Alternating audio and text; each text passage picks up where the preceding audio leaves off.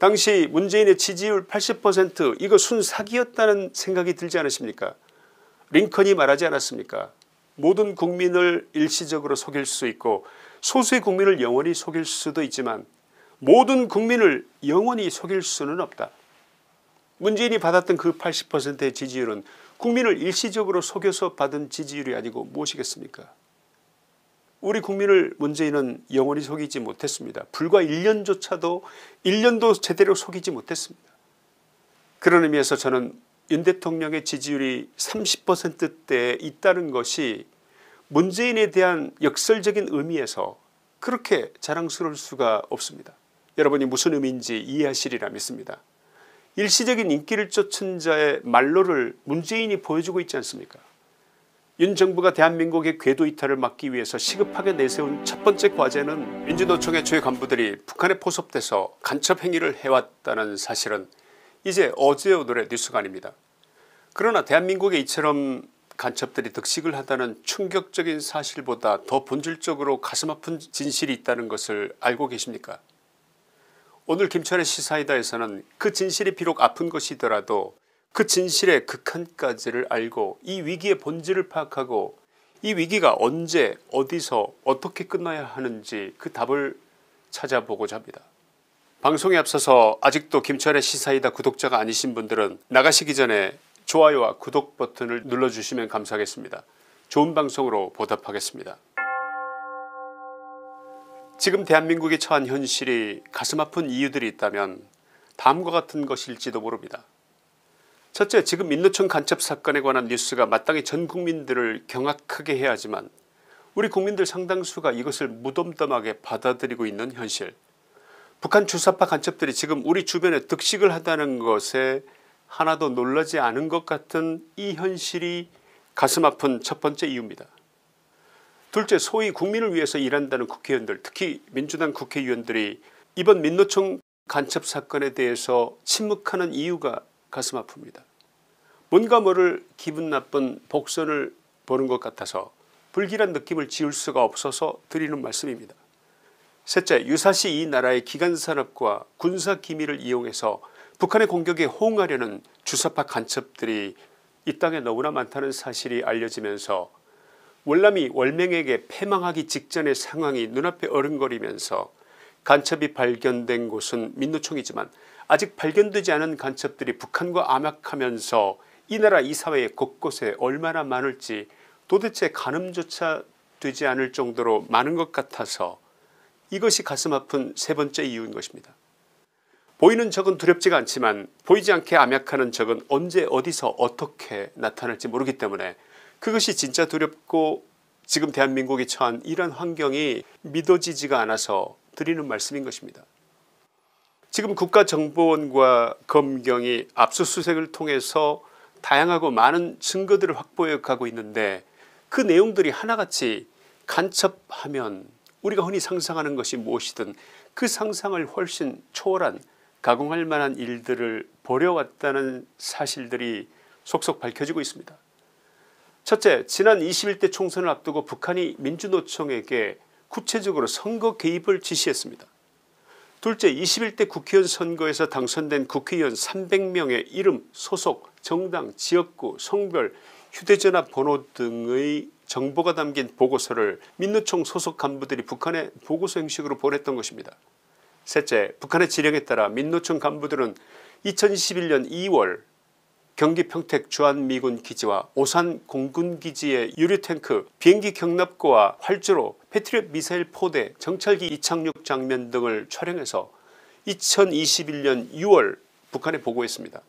넷째, 민노총에서 암약한 간부들은 북한 지령에 의해서 평택 화력발전소, LNG 저장탱크, 평택 부두, 미군 2함대 사령부, 캠프 험프리스 주한미군본부 등 경기도 화성 평택의 주요 국가기관시설 군사기지 정보를 수집해서 유사시 이 시설들을 마비시킬 준비를 했습니다. 다섯째, 북한은 청와대, 검찰, 통일부를 비롯한 통치기관에 자유롭게 드나들 수 있는 인물들과 인맥을 두텁게 하며 정보선을 늘리라는 지령문을 민노총에게 내려보냈습니다. 수사당국은 이 지령을 받은 민노총 간부들과 접촉한 주요 문재인 정부 인사들을 파악 중인 것으로 알려졌습니다. 여섯째, 민노총 간부들은 2018년 9월 초 청와대 등 주요 기관의 송전선망 체계 자료를 입수해 이를 마비시키기 위한 준비를 하라는 북한의 지령을 받고 실행을 위한 준비를 한 것으로 밝혀졌습니다. 이 당시 북한이 문재인 정부에 우리는 하나라면서 종전선언과 대북제재 해제를 주문하던 시기였고, 그해 4월 27일 남북 판문점 선언, 9월 19일 평양 공동선언이 잇따라 발표됐던 시기인데, 이른바 남북 화해 무드가 절정에 달했을 무렵 북한 대남공작부서는 문재인 청와대 시설을 마비시키기 위한 작전을 암암리에 펼치고 있었던 것입니다. 문제는 앞에서 나열한 6가지가 전부가 아니라는 것입니다.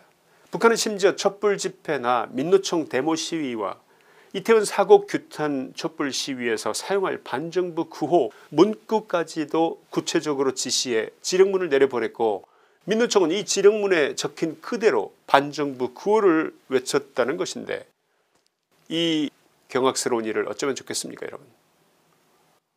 이상하고 괴이한 것은 민주당의 태도입니다. 민노총 간첩 사태에 대해서 차마 국회의원 신분으로 뭐라고 할 말이 없었던지 거의 꿀먹은 벙어리 수준으로 별 말이 없는 것이 아무래도 수상하다 그 말입니다. 그 대신 지금 국회에서는 이상한 일들이 벌어지고 있습니다. 첫째, 윤 대통령이 KBS가 공영방송으로서 공정하게 방송하지 않고 민노총과 민주당의 편파적인 방송을 일삼는 데 대해서 더 이상 수신료를 받을 수 없도록 하려는 데 대해서 최근 수신료 납부 거부를 번거롭게 하는 법을 발의할 준비를 하고 있습니다. KBS 내 민노총 소속 노조원이 무려 2540명이나 되는 것을 혹시 알고 계십니까? 그들이 왜 공정한 방송을 할 수 없었는지, 이것만으로도, 이 숫자만으로도 충분한 이유가 될 것 같은데, 이래도 혹시 이해가 가지 않으십니까? 뭔가 냄새가 진동하지 않냐 그 말입니다. 민노총 간첩들, 민노총이 지배하고 있는 KBS, 그들을 위해서 몸을 던지는 민주당 의원들 어떻습니까? 이래도 각이 잡히지 않으십니까? 둘째, 수천억 단위의 정부 보조금을 지원받는 민노총에게 그 돈을 어디에 사용했는지 회계 자료를 제출하라는데 이 당연한 의무를 거부하고 있습니다. 이 돈이 민주당으로 흘러들어갔는지 북한으로 흘러들어갔는지 종교계 천주교 정의구현 사재단에게 흘러들어갔는지 확인을 하려고 하는데 거부하고 난리를 치고 있습니다. 이 돈이 어디로 갔는지 이 돈의 사용처는 당연히 돈을 준 국가기관이 확인해야 되지 않겠습니까? 바로 이 부분에 대해서 그동안 꿀먹은 벙어리 짓을 하던 민주당과 정의당이 발벗고 나섰습니다. 노조의 자율성을 침해하는 거랍니다. 노조를 탄압하려는 의도랍니다. 단지 정부가 지원한 자금을 어떻게 썼는지 회계정보를 갖춰서 쓰라는 것인데 이것이 탄압이라고 합니다. 배울 만큼 배운 국회의원들이고 정당인들이 이런 발언들을 하고 있는데, 이 인간들이 사람입니까 뭡니까? 아니면 국회의원의 탈을 쓴 간첩이라도 되는 것입니까? 민노총 사람들하고 나는 한패요. 나랑 이 사람들은 한 가족이요. 우리는 서로를 돕고 있어. 이런 얘기가 아니고 어떻게 들리십니까?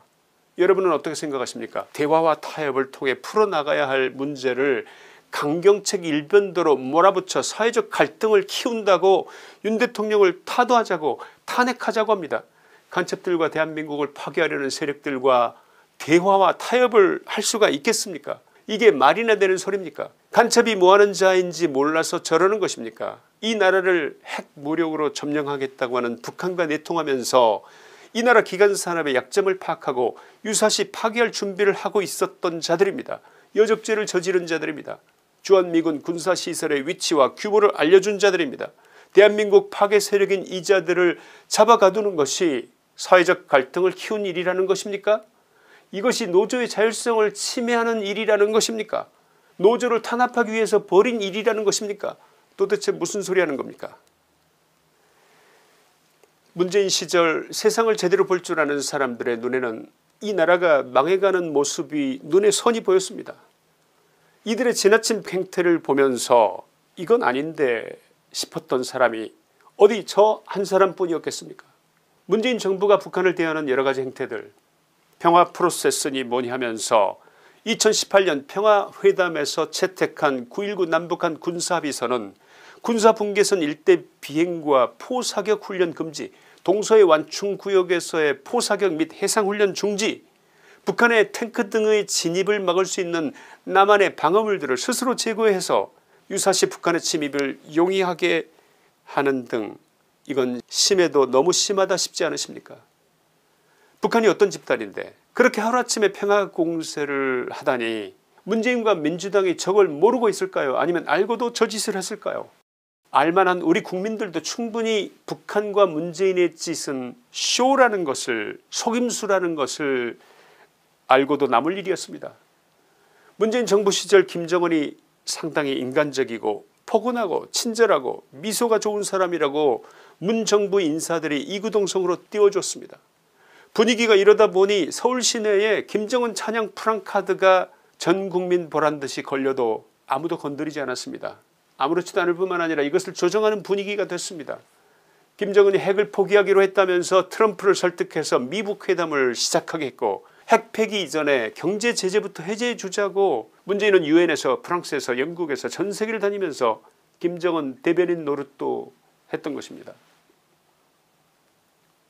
솔직히 이 시절 외신들은 문재인 이 사람 좀 이상한 사람이네 하는 시각의 기사들이 정말 셀 수 없이 많았지만 좌파들은 아랑곳하지 않은 것처럼 보였습니다. 이 무렵 문재인의 지지율이 무려 70~80%에 달했습니다. 이제 보니 북한의 입장에서는 유사시 행동에 나서줄 남한 내부의 친북 세력을 조직화할 절호의 찬스로 이 시절의 분위기를 철저하게 이용했던 것이었습니다. 간첩은 알아도 잡지 않는다. 봐도 못 본 채 한다. 신고가 들어와도 기록에 남기지도 않는다. 넘어오는 북한 주민은 돌려보낸다. 김정은에게 불리하지 않도록 서해 공무원도 월북으로 몰고 간다. 이것이 문재인 정권의 대북정책, 대간첩정책, 김정은 우선 정책이 아니었겠습니까? 당시 민주당은 거의 남로당 수준으로 북한에 대해서 굴종 정책을 이어가던 상황이었다는데 그 누구도 반박하기는 어려울 것입니다. 결론입니다. 지금 다수 의석을 가진 민주당의 정체가 무엇이라고 생각하십니까? 민주노총을 쥐고 흔드는 주도 세력들이 간첩이었다는 충격적인 사실, 그리고 이 분위기를 조성하고 보조금을 대주고 세력을 확장하는 것을 눈감아준 자들, 북한을 옹호하면서 김정은 김여정의 대변인 노릇을 하면서 간첩을 아예 잡아들일 생각도 하지 않았던 그들이 대한민국의 지하 간첩망이 성숙할 수 있는 분위기를 조성했던 셈인데 그들의 정체 말입니다. 문재인의 정체, 민주당의 정체가 무엇인 겁니까? 도대체 그들의 정체가 무엇입니까? 당시 문재인의 지지율 80% 이거 순사기였다는 생각이 들지 않으십니까? 링컨이 말하지 않았습니까? 모든 국민을 일시적으로 속일 수 있고 소수의 국민을 영원히 속일 수도 있지만 모든 국민을 영원히 속일 수는 없다. 문재인이 받았던 그 80%의 지지율은 국민을 일시적으로 속여서 받은 지지율이 아니고 무엇이겠습니까? 우리 국민을 문재인은 영원히 속이지 못했습니다. 불과 1년도 제대로 속이지 못했습니다. 그런 의미에서 저는 윤 대통령의 지지율이 30%대에 있다는 것이 문재인에 대한 역설적인 의미에서 그렇게 자랑스러울 수가 없습니다. 여러분이 무슨 의미인지 이해하시리라 믿습니다. 일시적인 인기를 쫓은 자의 말로를 문재인이 보여주고 있지 않습니까? 윤 정부가 대한민국의 궤도 이탈을 막기 위해서 시급하게 내세운 첫 번째 과제는 이 땅에서 대한민국을 파괴하려는 주사파 세력은 협치의 대상이 아니다. 이들을 모두 잡아들여서 일망타진하겠다는 것입니다. 최근 민주당의 정체를 제3 확인시켜준 놀라운 일이 있었습니다. 민주당은 간첩을 잡는 최고의 두뇌들, 최고의 노하우를 가진 공안부 검찰, 국정원 대공부서를 수십 년이 된 국정원 대공부서를 없애고 이 기능을 경찰에게 넘기도록 법 개정을 했습니다. 간첩 잡는 수십 년의 노하우를 쌓은 공안검찰을 죽이고 국정원 대공부서를 없애고 간첩을 잡아본 적도 없는 경찰들에게 그 기능을 넘기라고 법을 개정한 것입니다. 여러분이 대답해 보십시오. 문재인 민주당 이 자들이 도대체 간첩을 잡겠다는 자들입니까? 간첩 키우겠다는 자들입니까? 간첩 잡기 어렵게 법 개정을 하려는 자들이 누구 편인지 그들이 북한 편인지 우리 국민의 편인지 이제 또렷이 보이지 않냐, 그 말씀을 묻는 것입니다. 여러분, 이것은 슬픈 일이지만 대한민국 제1당 민주당의 실체입니다. 이들은 남은 임기 동안, 아직은 여소야대인 동안 무슨 짓이든 역사의 어떤 부끄러운 짓이든 저지를 생각입니다. 지금 정신 바짝 차려야 합니다. 그래서 두 번째 과제, 반드시 내년 4월 10일 총선에서 민주당이 다시는 역사를 거스를 생각조차 하지 못하게 해야 한다는 그런 생각입니다. 그들이 망가뜨린 법치를 다시 바로잡아야 하지 않겠습니까? 엄청난 저항이 따를 겁니다. 지금부터 내년 총선까지 민주당의 입법 폭주, 민노총의 총공세, 시민단체로 위장한 주사파 세력들의 저항의 최정점, 하이라이트를 보게 될 것이 틀림없습니다. 우리 자유파 국민들이 뭉쳐야 합니다. 반미래적 세력, 반대한민국 세력, 북한의 지령을 받아서 움직이는 세력, 이 세력들이 좌파 언론들을 통해서, 촛불 시위를 통해서 야비한 공격이 시작될 것입니다. 윤석열 정부는 문재인이 망쳐놓은 이 나라를 바로 세우기 위해서 첫째는 주사파 간첩들의 척결, 둘째는 이들을 돕는 민주당의 괴멸, 이 두 가지 대한민국 대청소 작업을 시작한 것입니다. 윤 대통령이 잘못할 경우에는 잘못한다고 지적할 것입니다. 그러나 그가 추진하고 있는 이 두 가지 개혁과제는 너무나도 절실하게 이 나라를 위해서 필요한 과제가 아니고 무엇이겠습니까? 우리야 이렇게 저렇게 세상을 살다가 때가 되면 미련 없이 떠나야겠지만 우리의 커나가는 자식들이 불행한 환경에서 사는 것만은 막아놓고 떠나야 하지 않겠습니까? 김천의 시사이다였습니다. 감사합니다. 이호근 방송. 구독, 좋아요는 좋은 방송을 만드는 데 큰 힘이 됩니다. 감사합니다.